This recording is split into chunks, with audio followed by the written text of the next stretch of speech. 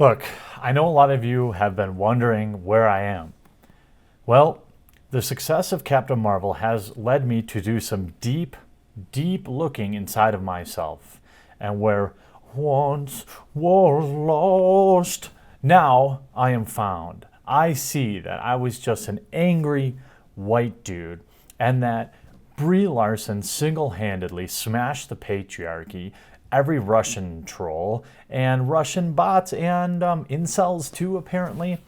I didn't know I was a terrible person until Brie Larson's huge, massive, undeniable success at the theater was thrust inside of my face, inside of my eye holes, repeatedly by every single major media outlet.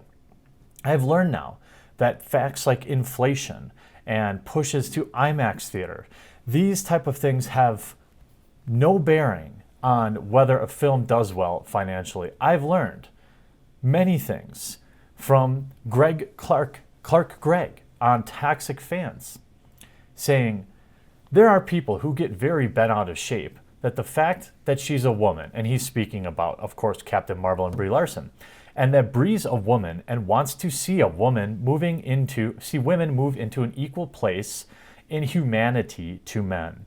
Sad. It must be sad to be that kind of dinosaur wandering into the tar pits. That's right. I now know that even though nobody ever that I could see had a problem with Captain Marvel being a woman, apparently if a famous Hollywood actor says so, then it must be true. I've spent my life worried about facts and providing receipts around this. And, a famous actor says that men have a problem with Brie Larson being a woman in Captain Marvel, so it must be true. I mean, definitely no men went and saw Wonder Woman giving it an above 90% audience score. Men definitely didn't go see Alita giving Alita an above 90% audience score. Definitely a lot of men who aren't excited for a Black Widow movie. Definitely not. These are actually, I've learned now through my intensive training here at the male feminist camp that I'm at, that these are probably not really men. If you said that Wonder Woman was a good movie, you're trans male.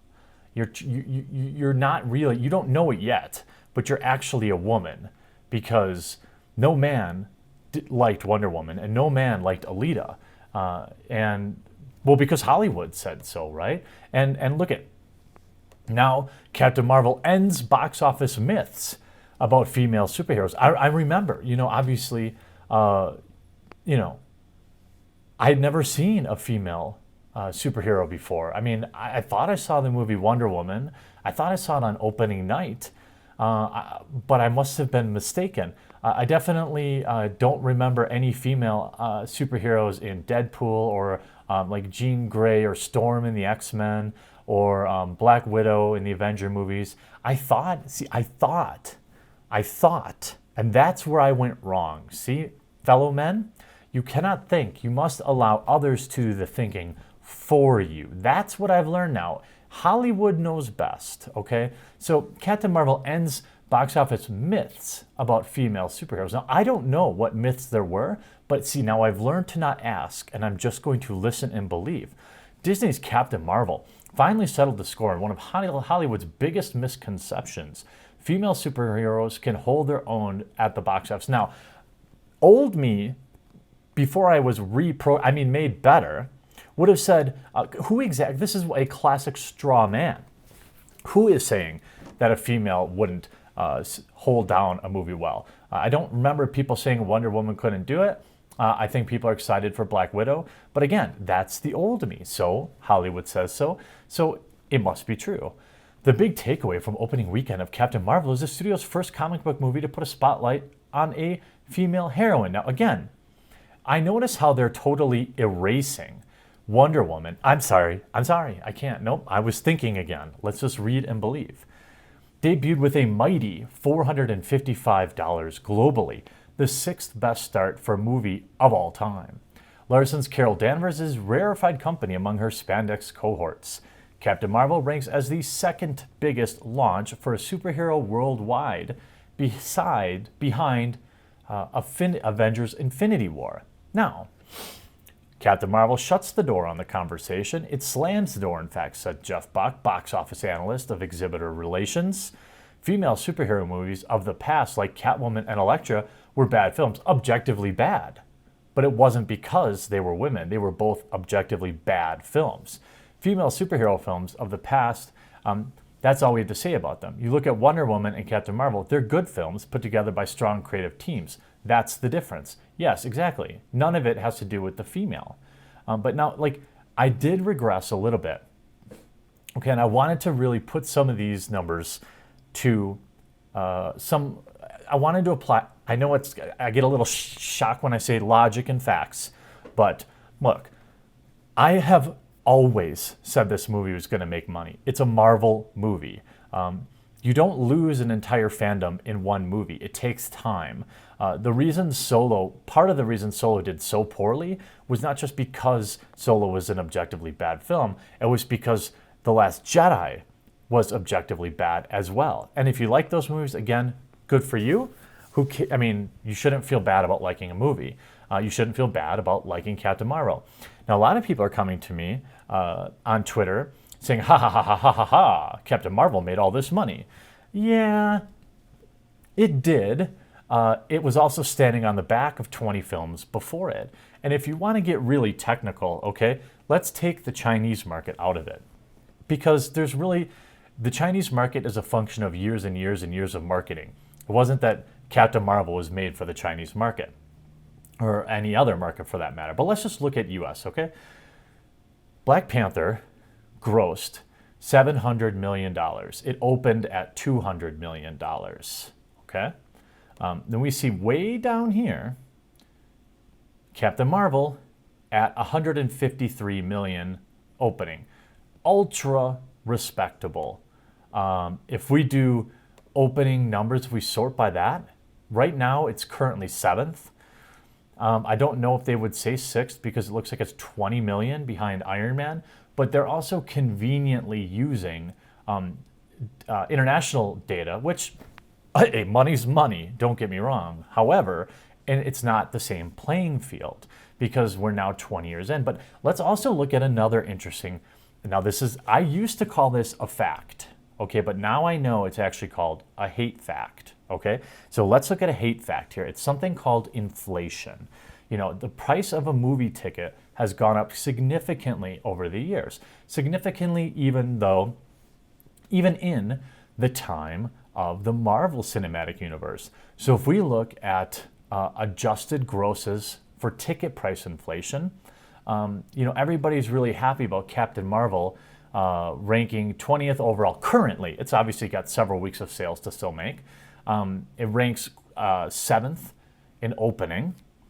But let's just look at where it needs to be when adjusted for inflation.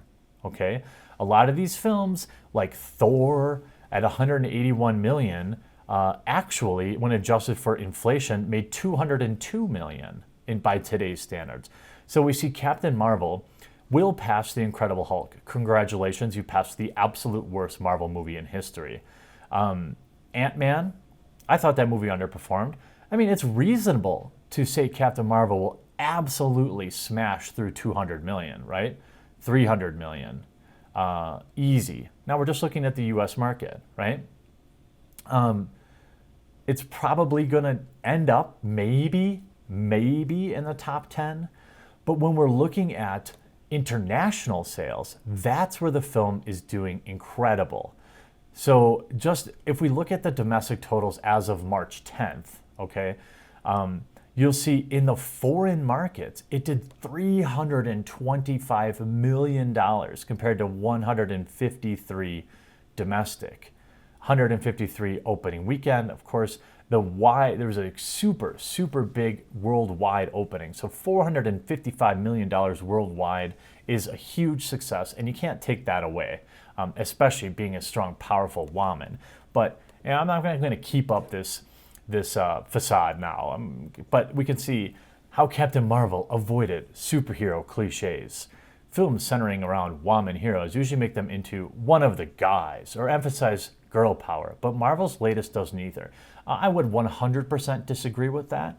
The movie at times has literally cheesy sexist jokes like, you know why they, hey bro, you know why they call it the cockpit, right? Because men are pilots. Yuck, yuck, yuck, yuck, yuck. You know, and then there's also a fight scene with I'm Just a Girl playing.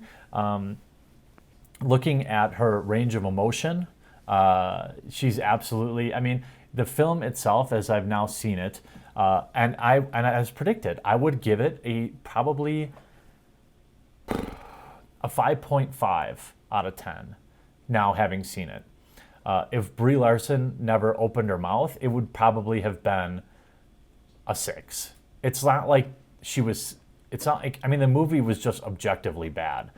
Plot holes. It was fine for a generic popcorn film, but my whole point is, okay, great, we're celebrating mediocrity. Why? Because it's a woman? That doesn't seem very Oh, I'm sorry, my training. Can't say that.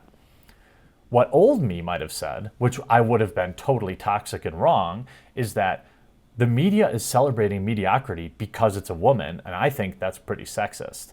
But I now know better, that if the mainstream media says something's true, it's true. And, you know, the biggest launch, it's interesting when they say, you know, it's such a good win, men and women are equal.